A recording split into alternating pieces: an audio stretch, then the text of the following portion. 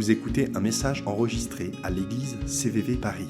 Pour plus d'informations, visitez notre site internet cvvparis.fr. Notre Père nous donne un aperçu des priorités de Dieu. En très peu de mots, on a un condensé des choses qui sont importantes, qui sont sur le cœur de notre Père.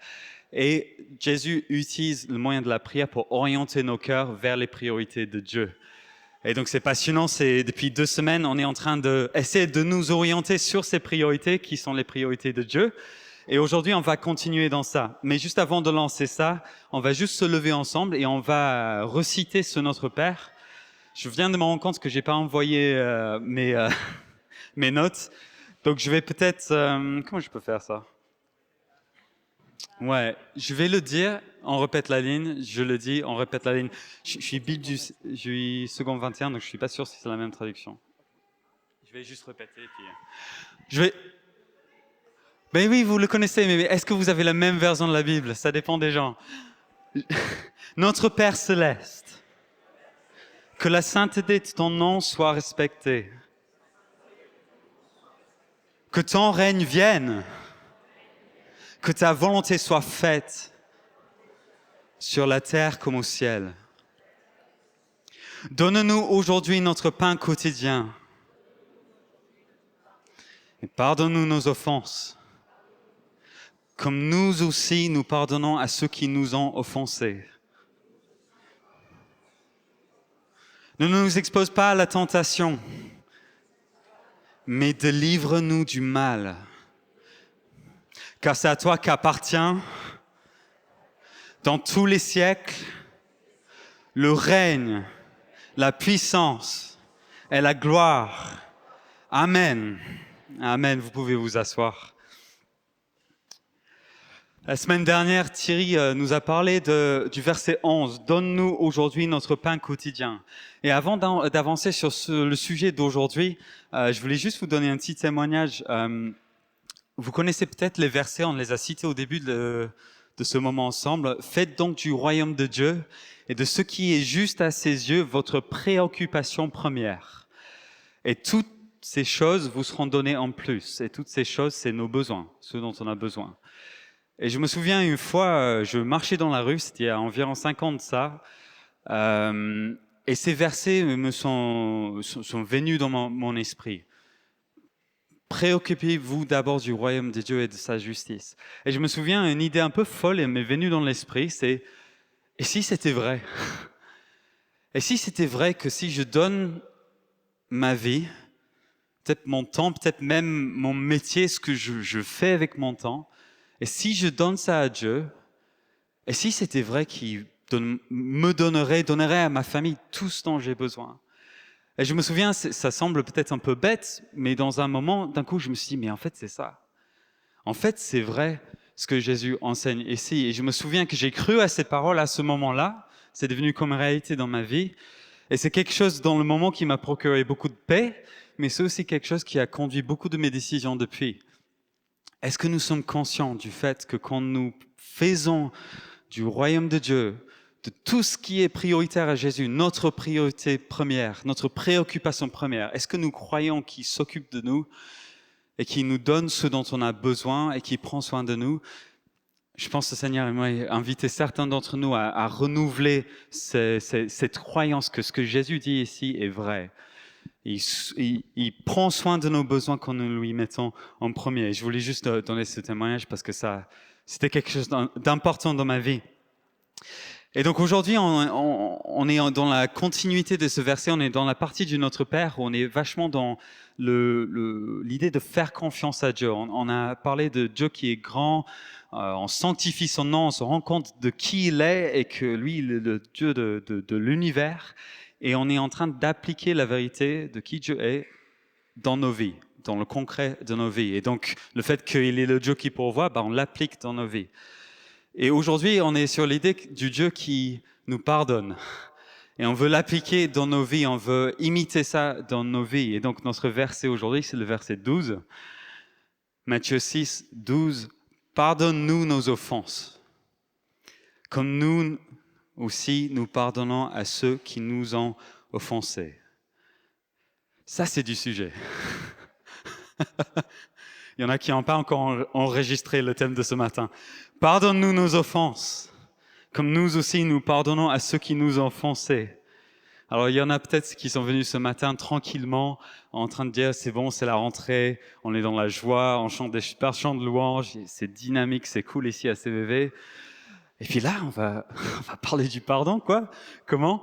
Et donc j'aimerais juste vous dire, si vous voulez vous enfuir par la porte à l'arrière, vous pouvez aller chez Kaiser, il y a des super viennoiseries, vous pouvez passer un bon moment si vous voulez. Je vous en voudrais pas, mais blague à part, c'est un sujet qui a une importance tout particulière, qui peut être parfois difficile à aborder ensemble. Et donc j'aimerais juste que nous soyons conscients de ça, conscients du poids du vécu de chacun ici dans la pièce, et du fait que nous devons un peu creuser ce sujet pour voir ce que Jésus a envie de nous dire ce matin par rapport à ça. Vous avez peut-être remarqué que quand Jésus enseigne quelque chose, parfois il se répète. Vous avez peut-être déjà vu ça. Par exemple, dans Matthieu 5, c'est avant le Notre Père, on a les béatitudes, tous ces versets où Jésus dit « heureux ceux qui sont doux, heureux ceux qui… » etc. Et à la fin, il répète une des lignes, il dit « heureux ceux qui sont… » Et il parle du fait de ceux qui sont opprimés pour la justice, ceux qui sont persécutés pour une deuxième fois. Et c'est comme si Jésus voulait insister sur ce point-là. Et dans le Notre Père, on a le même chemin. On prie le Notre Père, comme on vient de prier, et à la fin, Jésus se répète. Et est-ce qu'il se répète sur le fait de sanctifier son nom? Non, pas exactement. Est-ce qu'il se répète sur son règne qui doit venir? Pas exactement. Est-ce qu'il se répète sur nos besoins? Non, pas totalement. Mais il se répète par contre sur le pardon. Et quand Jésus se répète, c'est en général un bon indicateur pour nous qu'il y a quelque chose d'important à creuser, quelque chose qu'il voudrait dans lequel nous vivions. Et donc on va regarder ce verset juste après où Jésus se répète. Et voici ce qu'il dit. Il dit en Matthieu 6, 14, « En effet, si vous pardonnez aux autres leurs fautes, votre Père Céleste vous pardonnera aussi. » Ok. Verset 15. « Mais si vous ne pardonnez pas aux autres, votre Père ne vous pardonnera pas non plus vos fautes. » Alors ça, c'est un verset étonnant, ça. Qu'est-ce que ça pourrait vouloir dire? Et le truc, c'est que ce verset n'est pas un verset isolé dans la Bible. En Marc 11 aussi, c'est écrit, quand vous priez, Marc 11, 25, quand vous priez, si vous avez quoi que ce soit contre quelqu'un, pardonnez-lui, pour que votre Père Céleste vous pardonne, lui aussi, vos fautes. Et puis verset 26, « Mais si vous ne pardonnez pas, votre Père qui est dans les cieux ne vous pardonnera pas non plus vos fautes. » Ça ne fait pas cloche pour vous? Vous qui connaissez l'Évangile, qui dites, nous, on est sauvés par la foi, non? On est pardonné par ce que Jésus a fait, pas par nos efforts, pas par ce que nous faisons. C'est un de ces versets qui pose question. Et on va essayer de le comprendre un tout petit peu plus tard, mais ce que j'aimerais que nous retenons en ce début de prédication, c'est que le pardon porte une place très importante dans le cœur du Père. Il y a une importance particulière sur ce point. Tant Dieu envers nous que nous envers les uns les autres. Et le pardon a une place aussi qui est toute particulière dans l'exercice même de la prière. Par exemple, en 1 Timothée 2, c'est écrit « C'est pourquoi je veux qu'en tout lieu, les hommes prient en élevant vers le ciel des mains pures, sans colère ni esprit de dispute. » C'est dit en verset 9, « Je veux que les femmes agissent de même. » C'est pourquoi je veux qu'en tout lieu, les hommes et les femmes prient en élevant vers le ciel des mains pures, sans colère ni esprit de dispute. Matthieu 5, 23 aussi.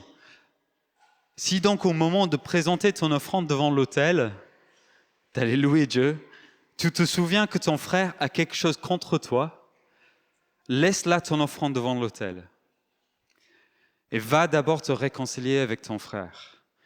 Puis tu reviendras présenter ton offrande. » Élever des mains pures dans la prière, s'occuper de ses affaires, ses embrouilles avant d'entrer dans la louange, dans la prière. Pardonner, demander pardon. Visiblement, le fait de pardonner les uns les autres et d'en faire une priorité est quelque chose qui est important pour Dieu. Je me souviens une fois, il y a un temps avant une réunion, en fait, c'était une réunion de louange, de prière, et il y avait une annonce importante à faire, une annonce qui était très importante pour une des personnes qui étaient présentes. Et je me souviens que moi et la personne qui en présidait, on a totalement oublié de laisser une place à cette personne. C'est des choses qui arrivent malheureusement parfois. On a complètement zappé de le faire et je me souviens que cette personne, cet ami, était vraiment blessé par ça. C'était quelque chose qui lui tenait vraiment à cœur. Et on n'en a pas fait une priorité, on a zappé ça. Et je me souviens que cette personne donc était pas bien, etc. Et on allait commencer le temps de louange et je luttais en moi parce qu'il fallait que je me lève et que je lance la réunion, que je mène la réunion. Et je voulais un peu essayer de dire, ok, voilà, c'est son problème. Si cette personne réagit de cette manière-là, je vais essayer de lancer quand même. Et je n'arrivais pas. Et donc j'ai dit à la personne qui leadait avec moi, vas-y, lead la réunion, commence les choses. Et donc j'ai prié un tout petit peu, puis je suis allé voir cette personne qui était blessée par ce qui s'est passé. Et je me souviens que, en fait, ce qui m'était venu de faire, c'est lui demander pardon, parce qu'on avait oublié. Désolé, on n'aurait pas dû, c'était important pour toi, je vois ça et je suis désolé pour ça. Et ces personnes, bon, ça n'a pas tout guéri sur l'instant, ça a mis le doigt sur d'autres choses, etc. Mais je me suis rendu compte, pour moi, en fait, ça m'avait libéré d'un fardeau à ce moment-là.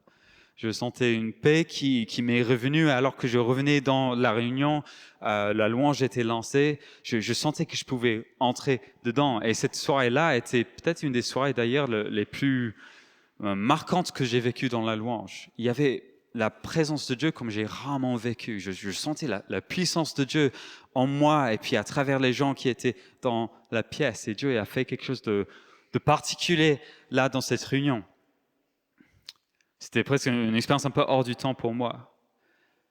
Matthieu 5, 23. Si donc au moment de présenter ton offrande devant l'autel, de louer Dieu, tu te souviens que ton frère a quelque chose contre toi, laisse là ton offrande devant l'autel et va d'abord te réconcilier avec ton frère. Et puis tu reviendras présenter ton offrande. Il y a quelque chose qui honore Dieu quand nous levons des mains pures dans la louange, dans la prière. Quand nous occupons du manque de pardon dans nos vies ou que nous allons demander pardon parce que nous avons fait des torts. Il y a quelque chose qui plaît à Dieu dans cette démarche-là. Et que Dieu, il souffle sur ça, il honore ça.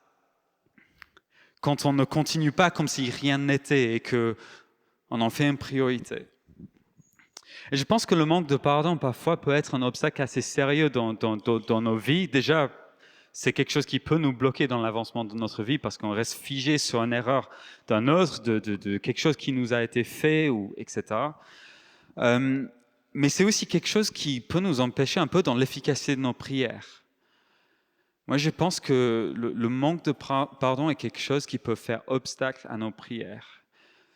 Et il y a un verset en 1 Pierre 3 qui n'a rien à voir, mais ça nous montre un peu cette dynamique-là. Je vais essayer de l'exposer un tout petit peu, où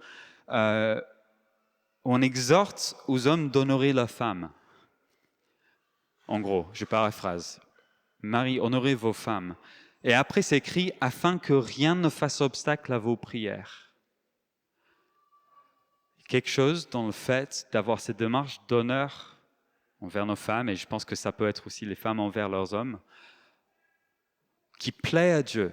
Mais il y a quelque chose aussi dans le fait de ne pas être dans cette démarche-là qui fait obstacle à nos prières. Et ça fait obstacle peut-être en nous, parce que nous avons cette chose qui nous retient, mais je pense aussi qu'il y a quelque chose qui fait obstacle pour Dieu.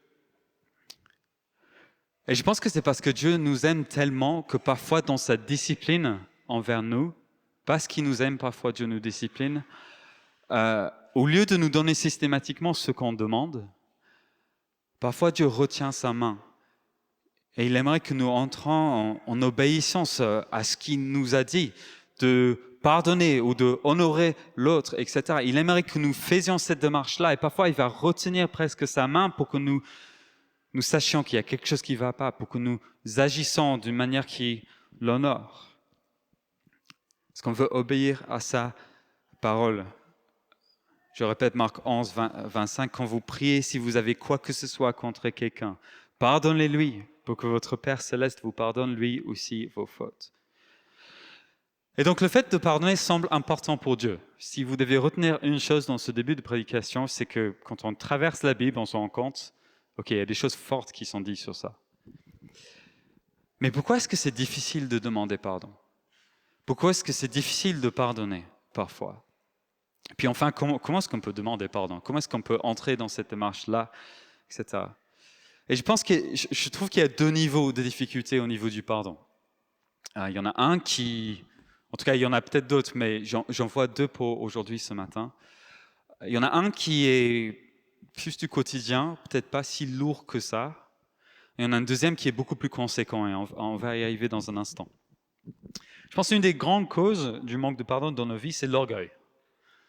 Nous n'avons pas envie de pardonner, nous n'avons pas envie de demander pardon. Est-ce que ça vous est déjà arrivé?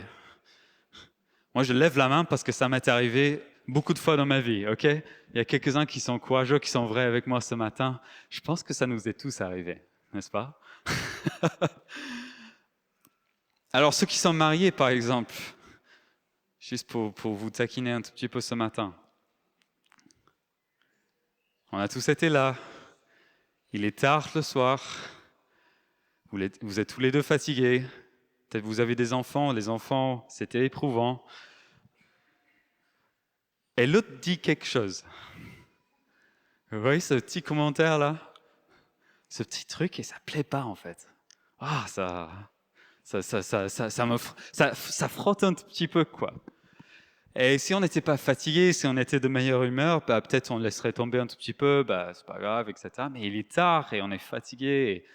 Ouah, ça me fâche un tout petit peu. Et donc, je lâche un petit commentaire.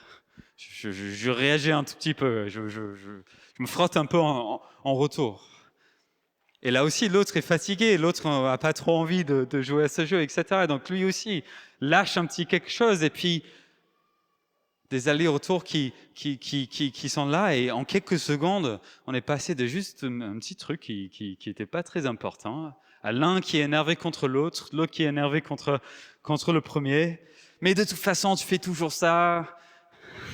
Tu penses jamais à ça, tu es toujours comme ça, pourquoi tu es comme ça avec moi? Mais tu te rappelles les autres fois où tu as fait ça, etc., etc., etc. Et on est parti de rien, on est dans un argument où on a totalement oublié là où on a commencé, mais par contre, ce qu'on sait, c'est qu'on est fâchés l'un contre l'autre et que on n'est pas bien, quoi. On n'a pas envie de lâcher le morceau dans ces moments-là. Et puis, avec la fatigue, c'est pas facile. Et je décris ici une caricature, et c'est des choses qui peuvent arriver dans le couple, comme dans le travail, comme dans les amitiés, comme dans beaucoup de circonstances de nos vies. Parfois, on est juste énervé et on se frotte les uns contre les autres. Et ce qu'il aurait fallu peut-être faire dans cette situation maritale, qui peut arriver souvent, c'est qu'il faut que l'un des deux baisse les bras, dépose un peu ses armes, parce que parfois c'est des armes un peu que nous avons dans ces situations. Prend un peu de recul, réfléchit, reprend un peu son esprit, et une fois qu'il a réfléchi, peut-être il peut demander pardon pour sa part, peut-être au moins, dans les choses.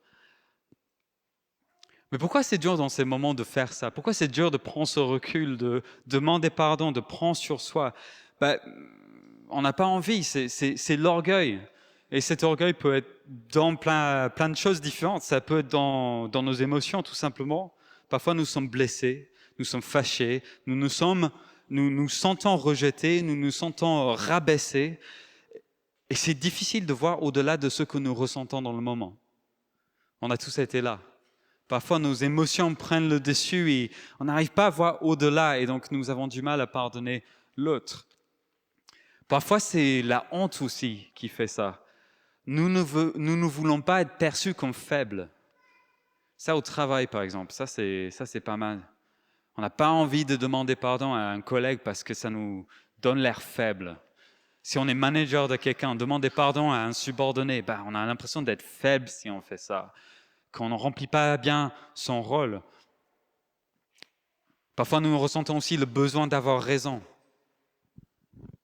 Peut-être dans notre éducation, pour nos parents, c'était super important qu'eux, ils aient toujours raison. Et donc, nous, on a du mal à lâcher le morceau quand on se sent en danger de ne pas avoir raison. Parfois, la honte et l'orgueil, c'est quelque chose qui nous bloque.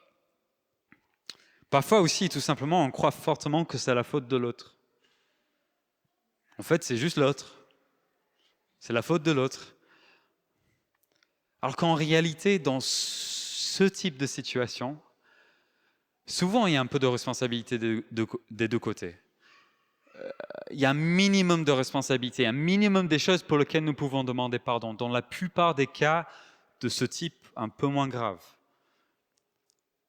Est-ce qu'on arrive à prendre sur soi? Est-ce qu'on arrive à prendre le recul et voir notre faute dans les choses et demander pardon? Je pourrais continuer dans les exemples, mais la racine parfois de notre manque de pardon est souvent l'orgueil. Nous avons du mal à percevoir notre responsabilité, demander pardon ou pardonner aux autres. Et cette dynamique joue parfois dans nos amitiés, dans le couple, dans les relations avec nos enfants ou en tant qu'adultes envers nos parents, dans le cadre du travail, même dans l'église, quand on se frotte les uns aux autres. L'orgueil, ce blocage, cette difficulté de voir notre faute dans les choses. Beaucoup de situations dans la vie quotidienne. Et je pense que c'est un des premiers points qui nous aide à comprendre pourquoi Jésus parle avec autant d'autorité dans ce sujet du pardon. Jacques 4, 6, c'est écrit « Dieu s'oppose aux orgueilleux ».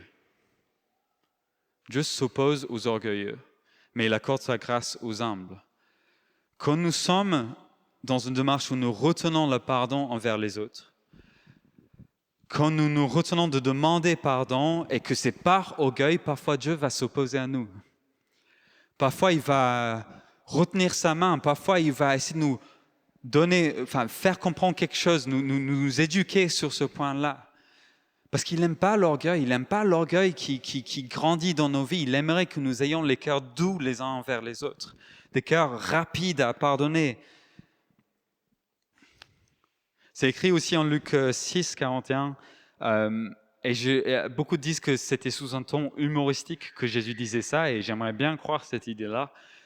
Pourquoi vois-tu la paille qui est dans l'œil de ton frère et n'aperçois pas... Oh là là. Pourquoi vois-tu la paille qui est dans l'œil de ton frère et n'aperçois-tu pas la poutre qui est dans ton œil? Juste prenons un instant. Une paille dans l'œil, ok, d'accord, mais une poutre dans l'œil? Je pense que Jésus avait un sens d'humour. Mais vous comprenez le principe.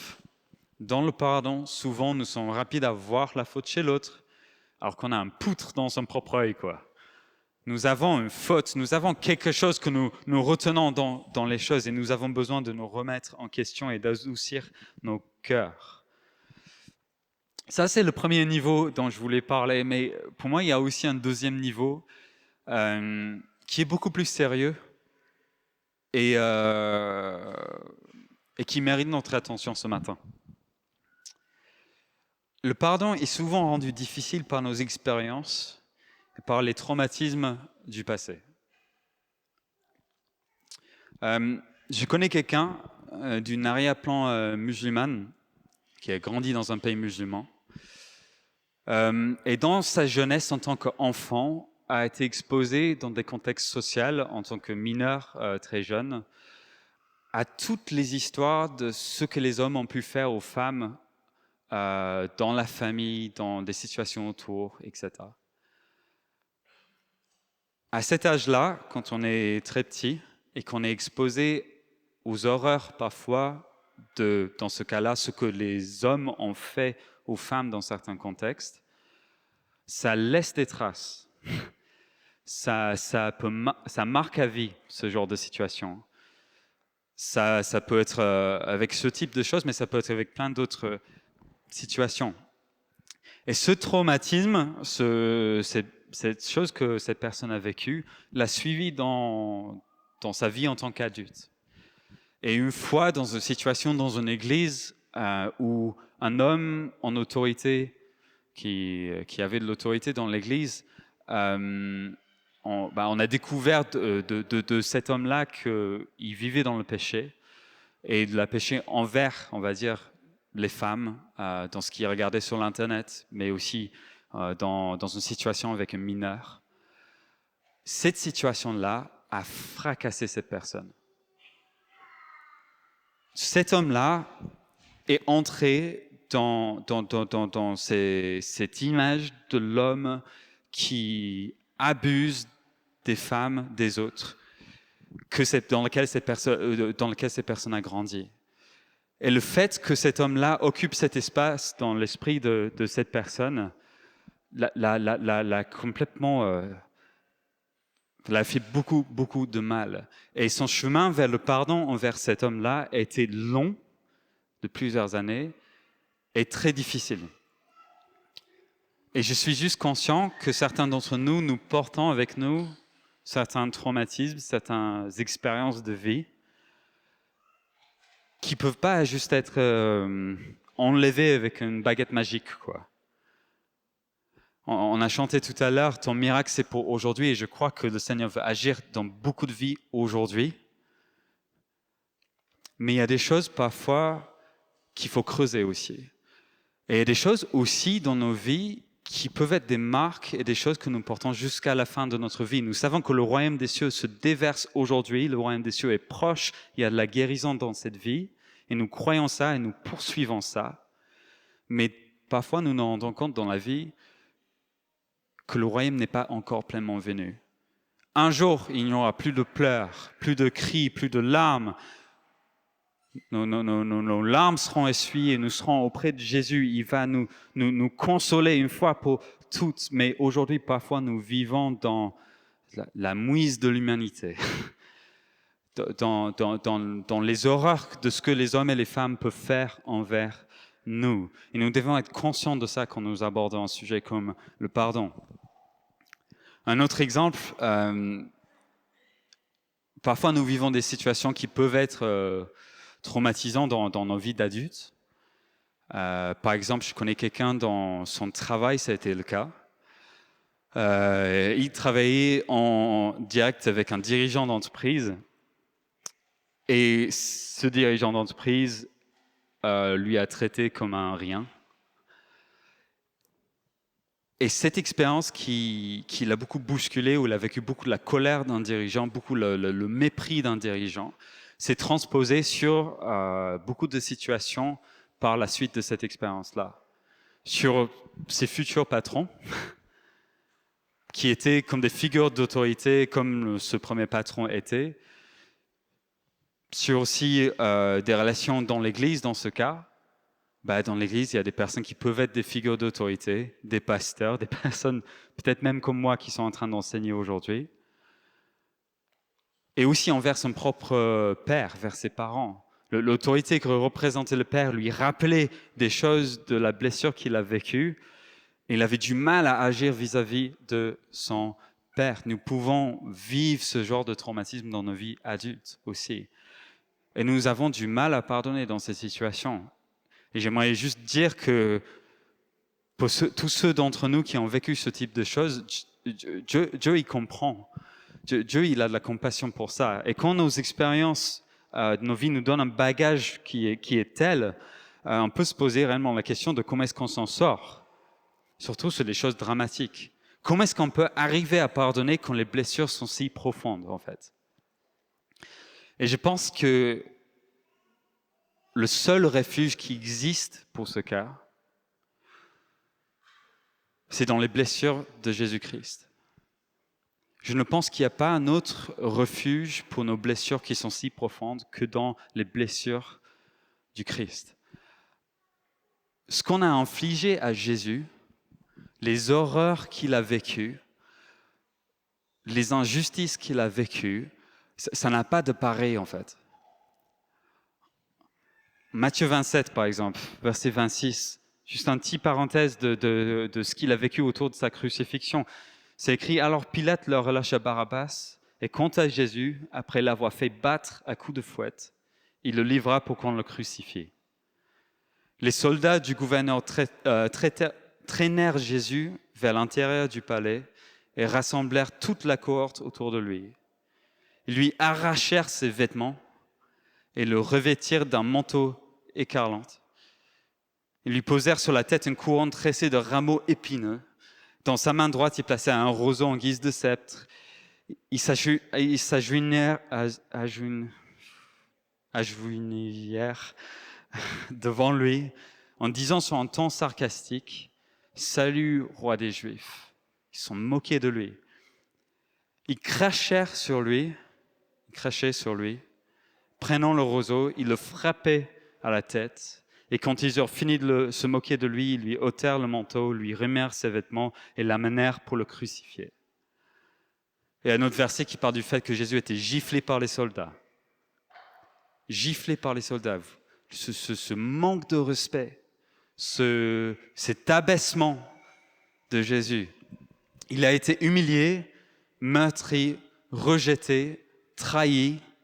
Même avant la crucifixion, Jésus a connu l'opposition pendant tout son ministère. Il était sans domicile fixe. Il avait sûrement enduré la perte de son père, qui est plus mentionné au bout d'un certain moment. Il n'a pas connu l'intimité du mariage ou d'avoir un compagnon pour la vie. Il a connu toutes les tentations qui sont humaines. Il a été malmené par la justice, par les autorités de son pays. Il a même été rejeté par le peuple qui l'acclamait juste avant. Il était injustement accusé, il a été torturé et mis à mort lentement par la pire méthode dans l'histoire de l'humanité. Alors qu'il était innocent. Je pense qu'on insiste parfois pas suffisamment sur le fait que Jésus se présente comme notre consolateur. Si tu as souffert injustement, si tu as été malmené, si tu as été trompé, si tu as souffert dans le silence, avec Jésus, tu es en bonne compagnie. Il a connu ta souffrance. Il a connu les souffrances de l'humanité. Il y a un refuge pour toi dans les blessures du Christ qui ne peut pas se trouver ailleurs. Et ce n'est pas une prédication intelligente ou l'encouragement des autres qui peut vous donner ça. C'est dans les blessures du Christ que vous découvrez alors que vous apprenez à le connaître, que vous allez trouver de la paix pour ce que vous avez vécu dans cette vie.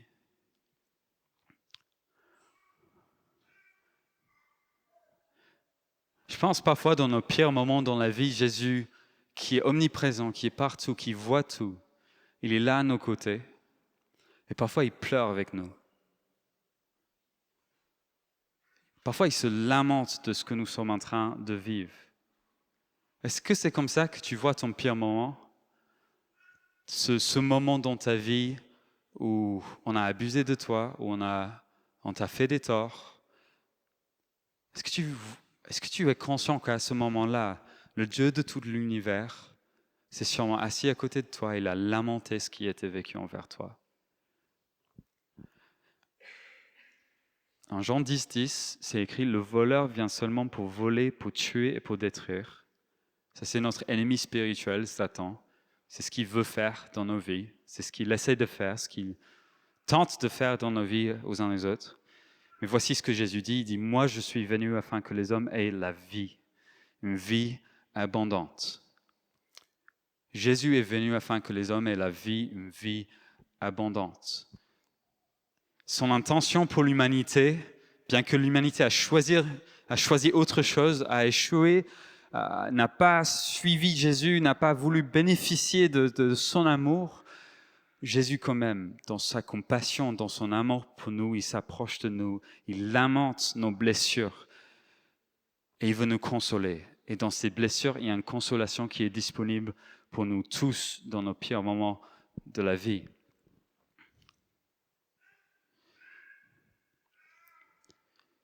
Cette vie que Jésus nous donne, qui est présentée ici, cette vie abondante, ça commence dans le fait que Jésus lui-même nous a pardonné de nos péchés.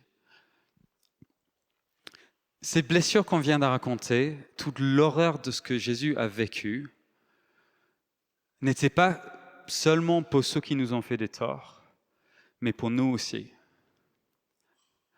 Nous avons tous dans nos vies fait des choses qui ont déshonoré Dieu. Nous avons tous à des moments choisi le péché, mais non le fait de suivre Dieu.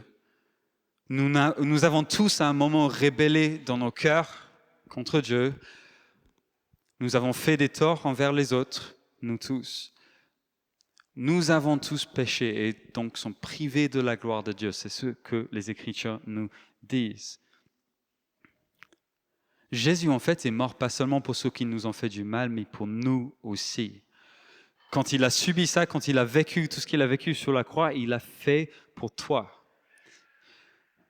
Il l'a fait pour effacer ta faute envers Dieu. Il l'a fait pour que tu puisses être libre de tes fautes, pour que tu puisses être pardonné, pour que tu puisses bénéficier, malgré ton imperfection, de la vie éternelle. Que tu puisses vivre pour l'éternité auprès de lui, d'entrer dans son royaume, de même régner auprès de Christ. Il a souhaité aller te chercher, mais pour te pardonner tes péchés, il est mort pour toi, il est mort pour moi. Alors que nous ne méritions pas du tout le pardon de Dieu. Nous n'avons pas mené une vie suffisamment sainte, suffisamment bonne pour mériter le pardon de Dieu. C'est la réalité pour nous chacun. Et donc Jésus a souffert pour nous pardonner. Les blessures qu'il a endurées, c'était pour nous. Je pense que c'est une des raisons aussi pourquoi le pardon est si important pour Dieu. Nous qui avons vécu, reçu gratuitement le pardon de Jésus-Christ, comment pouvons-nous pas pardonner les autres? Si Jésus a enduré de telles souffrances pour que nous puissions aujourd'hui être appelés les enfants de Dieu, comment nous, est-ce que nous pouvons retenir le pardon des autres? Jésus a retenu le pardon à personne. À ceux qui l'ont giflé, à ceux qui l'ont abaissé, qui l'ont fouetté, qui l'ont insulté, il a offert son pardon. Paul, l'apôtre Paul, était en train de tuer des chrétiens. C'était ça sa mission. Il a eu une rencontre avec Dieu sur son chemin. Et Dieu lui a pardonné de ses fautes et a fait de lui un apôtre qui a été responsable pour l'avancement du royaume des cieux dans toute une région du monde. Il nous pardonne, peu importe notre passé, peu importe ce qu'on a vécu, mais une chose qu'il demande de nous, nous les enfants du pardon, que nous imitions notre Père, que nous soyons réellement les enfants du pardon et que nous choisissons dans nos vies le pardon les uns envers les autres et de demander pardon aussi. Nous sommes les enfants du pardon. Si Dieu a enduré tellement de souffrances pour nous pardonner, nous devons à sa suite pardonner ceux qui nous ont offensés. Nous avons reçu gratuitement, nous devons donner gratuitement. Je pense que c'est une des manières par lesquelles le monde verra que nous sommes réellement les enfants de notre Dieu.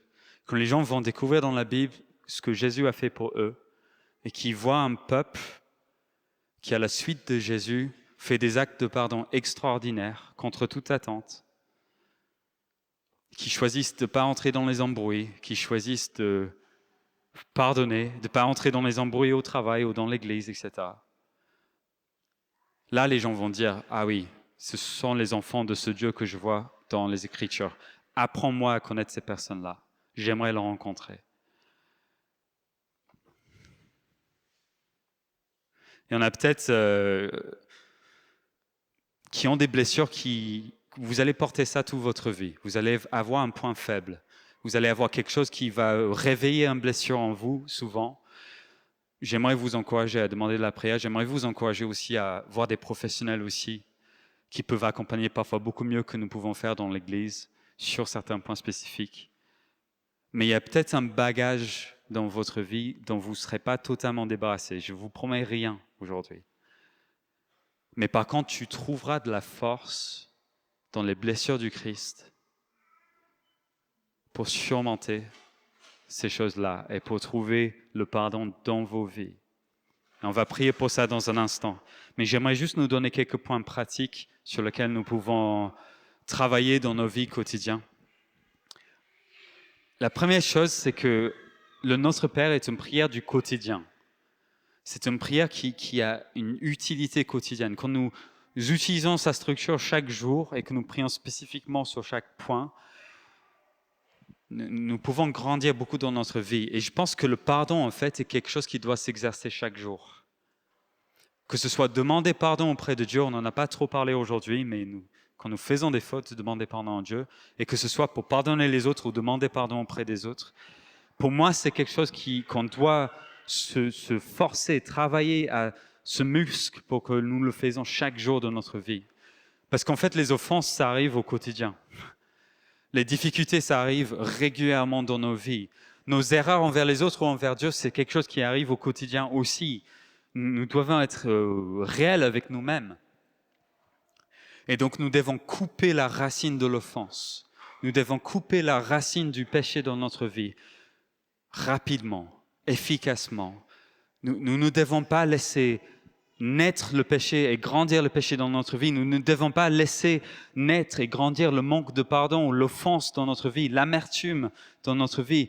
Nous devons, et c'est ce qui est mieux pour nous, couper à la racine les offenses. Aujourd'hui, voici ce qui m'est arrivé. Mais je pardonne à cette personne-là. Je choisis de pardonner. Et je me souviens, il n'y a pas si longtemps que ça, quelqu'un dans la famille, j'étais blessé par ce qu'il a dit. Et j'ai répété pendant, je crois, 14 jours au moins, de multiples fois par jour, je pardonne cette personne. Seigneur, je pardonne cette personne. Et les sentiments ne sont pas venus tout de suite, pas du tout d'ailleurs. Il a fallu du temps pour s'en remettre. Mais j'ai choisi, à chaque instant que la blessure a été ravivée, je réalise la blessure est là, je ne le cache pas sous un tapis, mais je dis, je pardonne à cette personne, je pardonne à cette personne, je travaille mon muscle du pardon. C'est quelque chose du quotidien. Deuxième point très pratique, il faut que nous travaillions l'éducation de nos enfants dans le pardon. Il y a ce verset Proverbe 22:6 que vous connaissez, j'imagine, assez bien, certains d'entre nous en tout cas. Éduque l'enfant d'après la voie qu'il doit suivre. Même quand il sera vieux, il ne s'en écartera pas. Une des choses dont je suis vraiment reconnaissant envers mes parents, c'est qu'ils ont été presque militaires sur la structure du pardon au sein de la famille. Ils ont été très stricts sur ça. En gros, si on faisait un tort, ils nous aidaient à comprendre ce que nous avons fait de tort, etc. Et ils nous ont toujours demandé, il faut que tu demandes pardon à ta sœur ou à ton frère ou à tes parents ou à quelqu'un d'autre. Voilà, tu dois aller faire cet exercice d'aller demander pardon. Et ce qu'ils apprenaient de l'autre côté de la chose, c'était à l'autre qui était de l'autre côté. Il faut que tu apprennes à pardonner cette personne. Est-ce que tu pardonnes cette personne? Et c'était un peu ce même chemin qui se jouait dans la famille, qui arrivait souvent. Je pense surtout sur les embrouilles entre frères et sœurs ou d'autres choses. Et ce que ça nous a donné dans la vie adulte, c'était une structure sur comment pardonner. Et j'en ai énormément bénéficié dans ma vie d'adulte. Ça m'a beaucoup aidé dans mon mariage. Ça m'a beaucoup aidé dans les relations avec les autres. Je n'arrive pas, en fait, quand je suis face à quelque chose que j'ai fait contre quelqu'un ou que quelqu'un a fait contre moi, je n'arrive pas à rester là, en fait. Il faut que je fasse quelque chose par rapport à ça. Et je pense que c'est en partie l'éducation que mes parents ont choisi de me donner. Nous qui sommes parents, vous qui allez être parents, vous qui allez accompagner des parents, qui allez être aux côtés des amis des parents, etc., nous devons travailler l'éducation de nos enfants dans le pardon. Il y a beaucoup de choses, ça peut être le style des parents, il n'y a pas de souci. Sur ce point, il faut qu'on soit vigilant parce que Dieu voudrait qu'on grandisse, qu'on soit des personnes du pardon. Enfin, peut-être un dernier pour la route. Pardonner ne veut pas dire toujours réconciliation. On t'a fait un tort, ça ne veut pas dire que tu dois redevenir meilleur ami avec la personne. Ok? Ouf. Vous sentez le soulagement dans la pièce? Nous n'avons pas besoin de redevenir meilleur ami de la personne qui nous a blessés. Nous n'avons pas besoin de continuer à cheminer avec cette personne-là. Ce n'est pas une obligation. Parfois, c'est mieux de ne pas le faire. Pardonner ne veut pas toujours dire réconciliation. Et parfois, nous n'avons même pas l'opportunité de pardonner. Parfois, quelqu'un meurt et nous n'avons pas eu l'opportunité de se réconcilier avec cette personne. Parfois, la personne ne veut plus nous voir, ne voudrait pas accepter le pardon. C'est des choses qui arrivent dans la vie. Et nous devons, malgré ces circonstances-là, prendre responsabilité pour nous. Je pardonne cette personne-là, mais peut-être qu'il n'y aura jamais réconciliation. Peut-être que l'autre va persévérer dans son péché contre nous. Parfois, nous devons couper les ponts. Mais nous devons pardonner, et les deux ne sont pas incompatibles. Pas du tout d'ailleurs. Il faut que nous gardions ça en tête. Et enfin, j'ai quand même un autre que je vais laisser, puis on va prier ensemble. Il faut que nous vivions en pleine conscience de notre imperfection. Dans la structure, dans l'ordre des choses dans cette prière, c'est écrit de demander pardon d'abord au Père pour nos offenses, et puis nous pardonnons aux autres. Et ce chemin-là est utile parce que nous sommes dans la conscience de notre imperfection et notre péché envers Dieu. Et donc, à travers ce prisme-là, j'ai le cœur qui est adouci envers les fautes des autres. Et je peux trouver de la force pour pardonner. Ne soyons pas orgueilleux, ne soyons pas obstinés. Soyons dans la réalité de notre faiblesse. Et du coup, travaillons ce muscle du pardon les uns envers les autres. Et j'aimerais que nous terminions à prier. C'est un sujet énorme qu'on vient d'ouvrir. C'est un sujet qui mérite peut-être pour certains d'entre nous, si ça a réveillé des douleurs, ça mérite un suivi peut-être du temps avec quelqu'un de qualité. Si ça c'est vous, n'hésitez pas aujourd'hui ou dans les semaines à venir signaler ça à moi ou allez le dire à Lydie aussi qui s'occupe de notre pôle accompagnement, l'accompagnement pastoral. Ou Thomas aussi, s'il est là. Thomas aussi, qui est l'ancien référent du pôle accompagnement. Si tu peux juste nous dire coucou, Thomas. Thomas est là. Lydie est là. Si tu peux nous faire coucou. Lydie est là. Je suis là aussi. Enfin bref. J'aimerais juste que vous ne cheminez pas seul sur ce point. Parce qu'il n'est pas bon pour nous, en fait. Et au pire, ce sera de la prière et quelqu'un qui peut nous donner un câlin et dire « Ok, je comprends, c'est difficile. » Merci Joël. Mais j'aimerais que nous prions aujourd'hui. Il y a peut-être des choses sur lesquelles le Seigneur a mis le doigt et peut-être un moment où nous pouvons tous entrer dans une démarche de pardon dès aujourd'hui. Souvenons-nous, Jésus, il voudrait qu'on soit les enfants du pardon, que nous pardonnons comme lui il nous a pardonné. Et donc alors que nous fermons les yeux et nous nous concentrons sur nous et pas les autres autour de nous,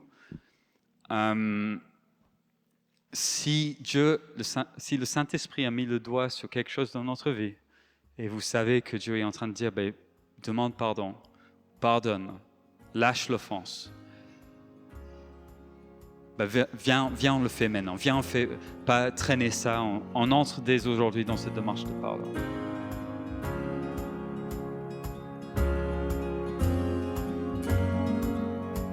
Vous venez d'écouter un message enregistré à CVV Paris. Pour plus d'informations, visitez notre site internet cvvparis.fr.